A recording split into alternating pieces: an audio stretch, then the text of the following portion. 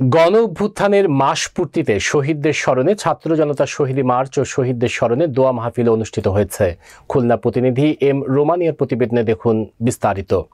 সরকারি বিএল কলেজের ছাত্রছাত্রীবৃন্দ বৈষম্য বিরোধী ছাত্র আন্দোলন খুলনার উদ্যোগে বৃহস্পতিবার সকাল 10টায় সরকারি বিএল কলেজ প্রাঙ্গণে গণ অভ্যুত্থানের মাস পূর্তিতে শহীদদের স্মরণে ছাত্র জনতা শহীদ মার্চ ও শহীদদের স্মরণে দোয়া মাহফিল করেন।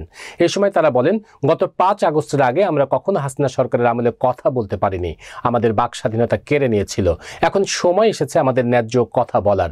এই অন্তর্বর্তীকালীন সরকারের কাছে আমাদের আবেদন, তারা যেন দেশটাকে একটি গঠনমূলক রাষ্ট্র হিসাবে গড়ে তোলে।